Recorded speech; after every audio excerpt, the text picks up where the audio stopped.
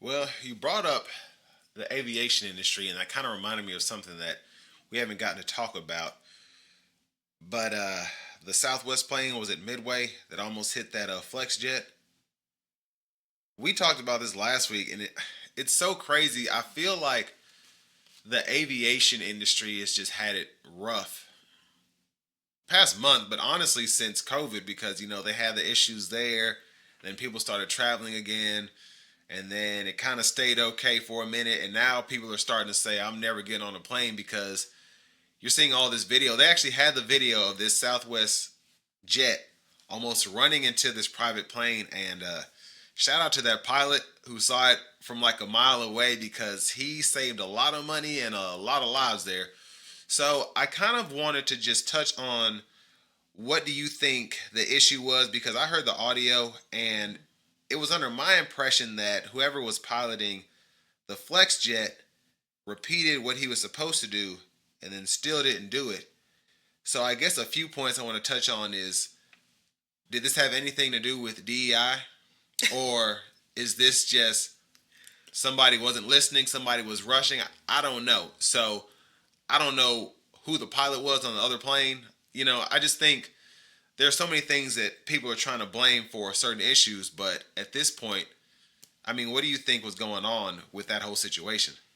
Well, first of all, I don't think that diversity, equity, or inclusion has anything to do with what happened um, at Midway Airport, which fortunately or unfortunately is an airport that I frequent and in the past month or so have flown in and out of at least four times. Yeah. So we have that, and then I see the report and I'm like, oh, sometimes it's not as bad as it seems. Then I see the video and I was like, oh crap, that was about as bad as it seems. um, the way I heard the information was the FlexJet actually repeated the wrong thing, the wrong Okay. information back to air traffic control, and that's why air traffic control was trying to correct them. At the same time, the Southwest plane was landing, so a lot of things were happening at the same time. And I agree with you, as well as the president, who said, great job, for Southwest pilots avoiding the tragedy and everything. But I have to imagine that before he pushed that statement out, he made sure somebody checked to make sure it wasn't a female or African American pilot. I'm just saying. Yeah. Yeah. When I read it, I was like, oh shoot. Well, at least we know the ethnicity of the pilots now. Yeah. But I saw, I would say, a couple of. I remember our last meeting when you were saying, "Hey, is this more because we just have social media and we're seeing more things, or is this a more frequent happening in terms of near disasters or air disasters, whatever?" And I remember thinking at the time that there probably aren't more necessarily disasters going on.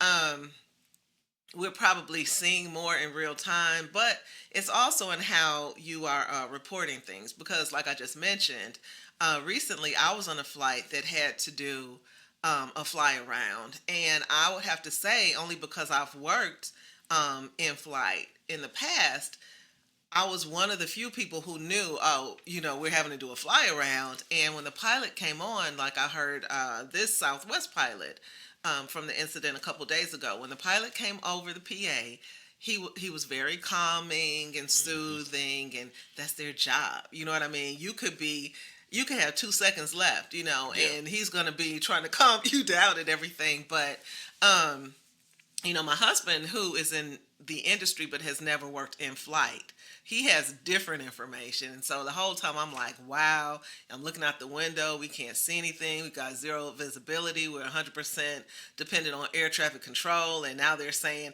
I want to say the pilot said, we're going to have to go ahead and turn back around because there's a lot of traffic at Midway. Like we're on an interstate or something. Like, dude, you know what I mean? Like, what are you talking about? This is not a traffic jam. But not to get off topic, but it's kind of wild. But anyway, so I am on high alert when it comes to all things aviation right now. So the other morning, I'm going into my email and I see this story about this plane that I think they said it hit a bus and it exploded, and I'm like, oh crap, what's going on? Well, I look it up and it's a story from another country like 2 years ago or whatever.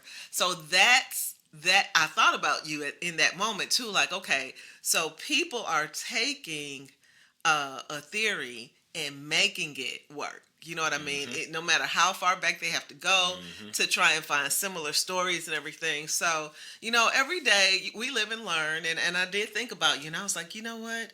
Maybe people are trying to, I don't know, exploit things that are always going on, things that go on every week in aviation, but now they're making a bigger story out of it than it actually would be. So, Well, I think that's a good point because I think you see the same thing going on just with social media in general. Just when you think about the George Floyd situation and Black Lives Matter and why all this stuff has come about, it's always kind of been there, and it might have actually even been worse before we had video evidence of a lot of this stuff.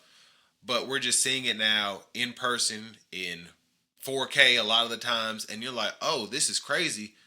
But there are a lot of other instances where we don't have any evidence, we don't have anything to back up a story because there weren't cell phones everywhere, there weren't body cameras everywhere you look, there weren't dash cams everywhere or CCTV cameras watching everything, and you're thinking that it's just a dark alley, but you've got night vision cameras seeing this happen.